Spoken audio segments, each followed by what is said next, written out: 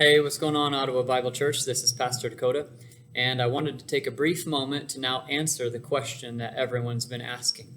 When are we going to get back to services in the sanctuary? Well, we as an elder team met last night, and I wanted to deliver you the news of what the plan is for the month of June. First of all, this coming Sunday, June 7th, we're going to continue with one last parking lot service from 8:30 to 9 o'clock. Arrive as you have been coming. Listen to the sermon as you have been. But here's what's going to be different and fun about this coming Sunday. We want to do this well. We want to close out our parking lot services really, really well, and we want to have some fun. So, first of all, after the service at 9 o'clock, we're going to be doing communion together as a family. Right now, we don't feel led to pass out the elements, the juice or the crackers, to everyone individually. So we're encouraging you to bring juice and crackers from your very own home, put it in a plastic baggie, maybe take a few cups out and bring it with you to the church. After I get off air, I'm going to get onto a microphone and I'm going to lead our church family in communion together from maybe 9:05 to about 9:15. And then it gets more fun. Normally, we have our church potlucks the first Sunday of every single month. Well, because we can't do that necessarily this coming Sunday, instead we're going to host an all-church tailgating party where you actually put down your tailgate, you bring pop-up tents from home, you bring your grill from home, you bring your cooler from home, you bring breakfast items, and what we're going to be doing is, just as you would tailgate at Arrowhead Stadium out in Kansas City before a game, we're going to get together as an entire church family, and we're going to have a tailgating fellowship outside. We're going to let your kids play out in the grass. We're going to encourage fellowship as you go around from one location to the next and visit with people. We're not just thinking a few people will do this. Our hope is that everyone will contribute to this, that everyone will do this well, that everyone will jump in and have fun with us and add to the party, if you will, as we keep it outside. Make sure you bring things in case it gets hot, but whatever you need. We're going to have a fun tailgate party afterwards. We want to do this right because God has been so gracious to us during this time. We still want you to invite family members, friends, invite people out to this event.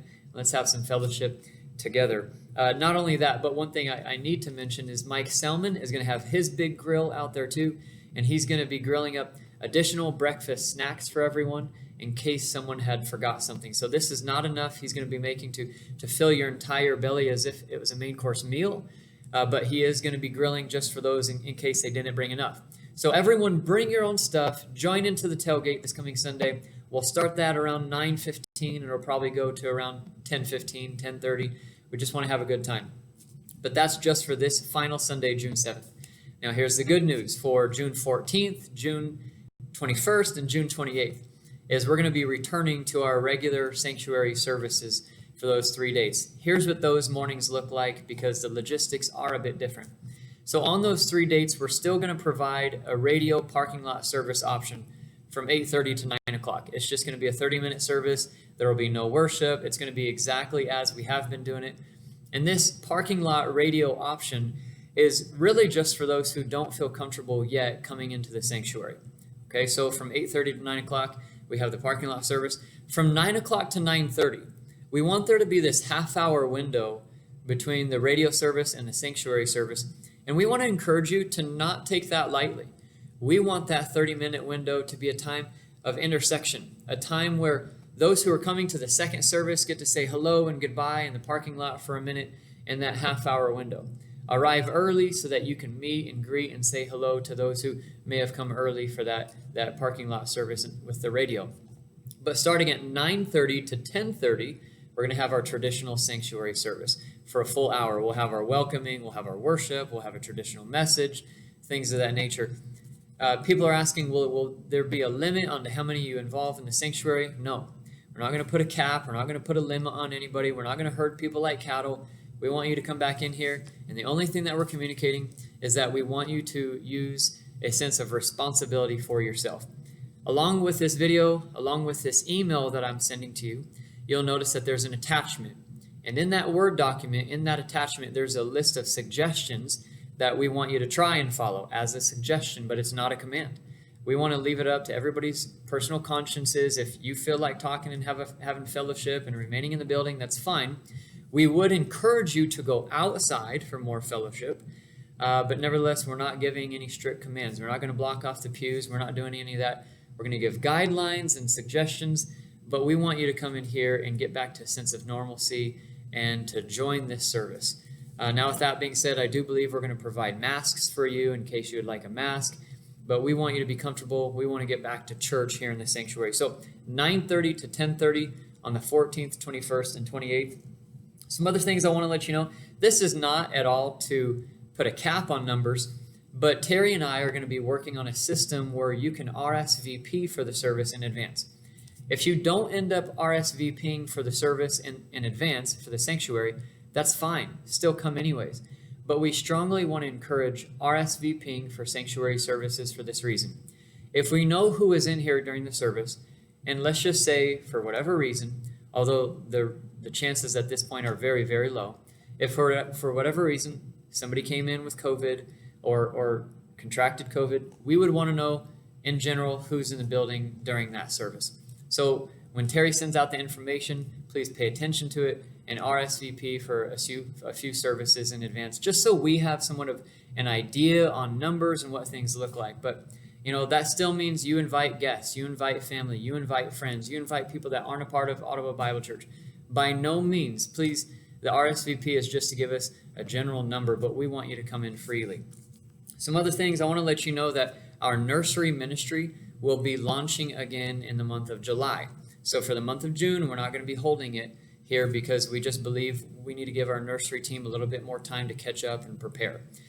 With that being said, I know there was a hesitation to volunteer for nursery before, but I'm asking you that you would help us to relaunch this in July. That you'd sign up with Lisa Meyer. She's going to be sending you information. That you would sign up with Lisa Meyer and her team, and then you'd get back to helping in the nursery. We need that for young families. That's another form of hospitality, another form of ministry. So go ahead and do that.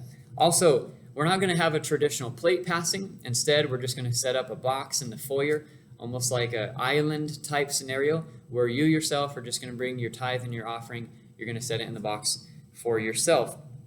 I do also want to let you know that by the month's end, we're going to be reevaluating and trying to determine what will happen in the month of July. More than likely, it'll become more relaxed, but we're going to take this for a while on a month-by-month basis. As far as Sunday school groups and home groups, here's what I'd like to say. Sunday school groups, I would like to use the summer months to use our Sunday school classes for the month of July and the month of August to start reading together as a congregation some of the books that are inspiring me to cast our church vision. So one is on an evangelistic culture, another is on a discipleship culture. Now, the reason why I want to do that is because I want us to have a common understanding. I want us to have a common language and verbiage for that. So for the summer months of July and August, we're going to use our Sunday school hours in those 2 months to really recast our vision that we came up with at the end of February. After the summer months, we're going to go back to typical Bible studies and Sunday school classes traditionally as we have always known them. And then also for home groups led by an elder and deacon, right now, here's the scenario. Everyone has been coming to the church to meet in small groups here on campus. Well, those small groups here on campus will continue through the month of June, and then starting in July, we're going to start up home groups. So you have the option of staying with the elder that you've been with for the small groups right now recently, or starting in July, you have the option of going with another elder from their very own home. So we're going to leave it up to the congregation just to remain flexible and to make their own decisions, okay? I do want to let you know that in the fall, we're going to be beginning much of our outreach to the community. So using the summer to prepare and equip, using the fall to actually go out and do what we've said we're going to do. I think that's just about it. If you have any other questions, please go to obcdakotasmith@gmail.com, send me a note or question, or obchurch@svcglobal.net for any more questions. Ottawa Bible Church, I can't wait for this coming Sunday. Let's get our tailgate on, and I can't wait for the rest of June where we gather together in fellowship as a body. Love you very much. See you Sunday. Take care.